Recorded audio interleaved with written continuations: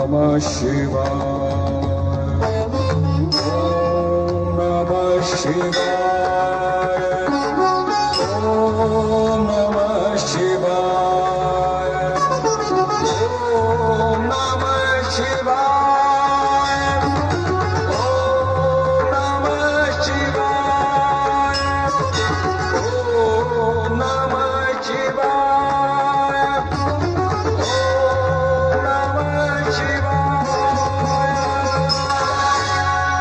ओम नमः शिवाय।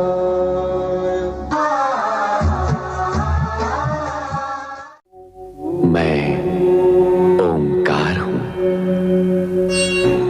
जगत के सन्मार्गी और सद्गुणों से संपन्न वे प्राणी जो मेरा महत्व समझकर अपनी श्वासों में मेरी ध्वनि को समा लेते हैं, उनके लिए मैं तारनहार हूं। विधाता के बनाए प्राणियों का हित चाहने वालों के लिए उपकार हूं और प्राणी मात्र को कष्ट देने वालों के लिए संहार हूं। प्राणी के ज्ञान, दृष्टि, भेद, अनुभव के आधार पर कहीं साकार हूं तो कहीं निराकार हूं। मैं ओंकार हूं।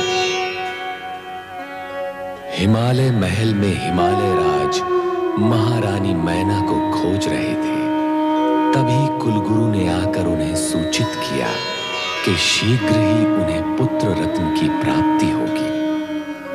पर महामंत्री सिंहरथ जब उन्हें बताते हैं कि महारानी मैना वन में अकेले ही शक्ति आराधना कर रही है, तो वे चौंकते हैं।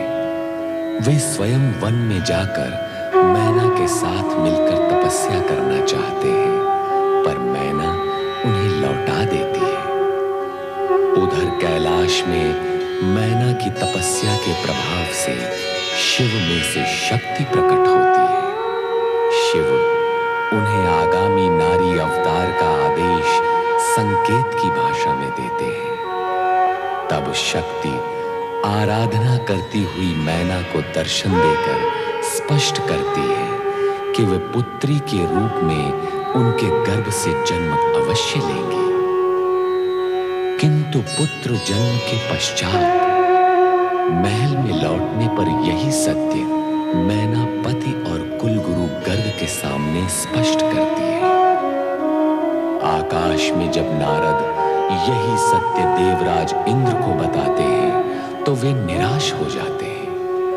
वे अपना दुख लेकर देवगण सहित कैलाश पहुंचकर भगवान शिव की स्तुति करते हैं। देवेश्वर कर्मों की गति का विश्लेषण कर इंद्र का समाधान करते हैं, किंतु इंद्र शंका से फिर भी मुक्त नहीं हो पाते, जबकि राजा मानधाता भौतिकता से मुक्त होकर पूर्ण समर्पण और निष्ठा भाव से शिव शंकर का स्मरण कर रहे हैं।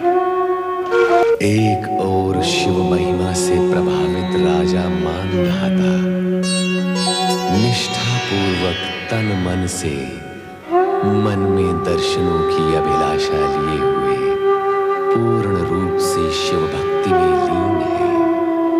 तो दूसरी ओर शिव भक्त कुलगुरु गर्ग ऋषि की भविष्यवाणी भी मुखर होकर शिव भक्ति के प्रति समर्पित महारानी मैना की मनोकामना पूर्ण करके उसे पुत्र रत्न। भगवान शिव के वरदान ने एक ओर तो विंध्याचल को प्रसन्नता प्रदान की, किंतु दूसरी ओर दूसरों से स्वयं को श्रेष्ठ समझने वाला अहंकार भी उसमें जागृत हो गया, जिसके वशीभूत अनिष्टकारी परिणामों से बेसुध होकर वो भगवान शिव के वरदान स्वरूप धीरे धीरे ऊंचा और ऊंचा होता गया।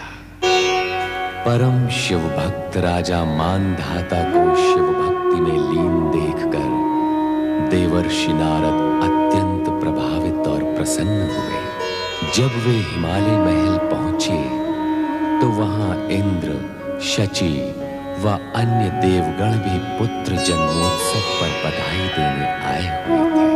अनेक पर्वतों के साथ साथ वहां विंध्याचल, सुमेरु पर्वत भी उपस्थित थे। अहंकारवश सुमेरु पर्वत विंध्य पर्वत से स्वयं को श्रेष्ठ और ऊंचा मानने का दावा करने लगे। देवर्षि नारद ने विंध्य पर्वत को शिव साधना द्वारा सुमेरु से अधिक ऊंचा होने का मार्ग बता दिया। विंध्य पर्वत भी लक्ष्य पूर्ति के लिए साधना में जुट गए।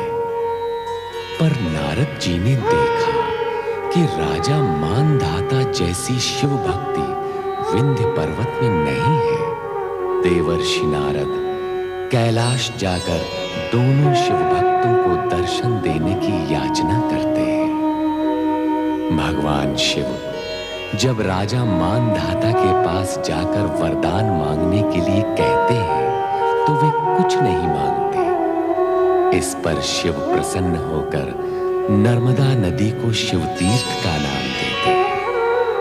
पर विंध्य पर्वत के पास जाने पर वो अहंकारवश सुमेरु से ऊंचा होने का वरदान मांगता है, जिसे देकर शिवजी ऋषि अगस्त्य को बुलाकर उनके द्वारा पुनः विंध्य को झुक जाने के लिए बाध्य कर देते हैं।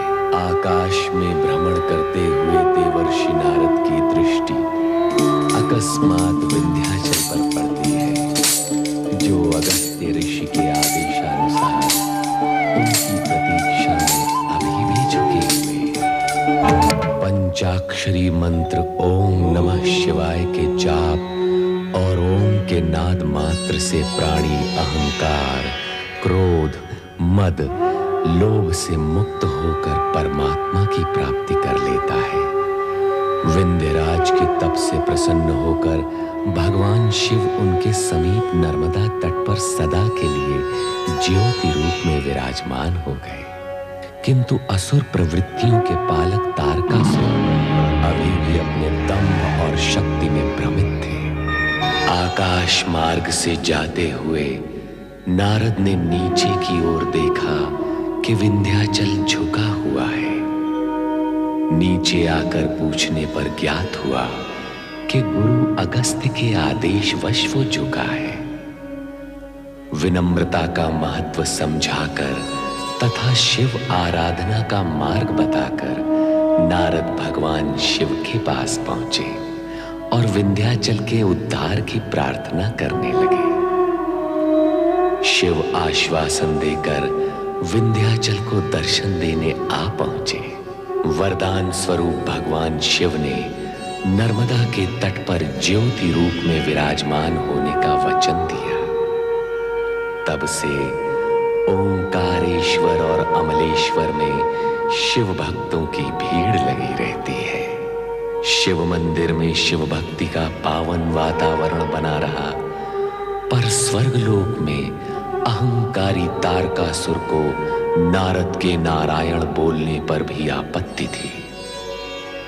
नारद उसे समझाना चाहते हैं, किंतु तारकासुर क्रोध में उन पर झपटता है तो वे अदृश्य हो जाते हैं। नारद ब्रह्मा जी से जाकर कहते हैं कि वे क्यों दुष्टों को वरदान देकर साधुजन को कष्ट में डालते हैं। उसी समय भगीरथ की पुकार सुनाई पड़ती है।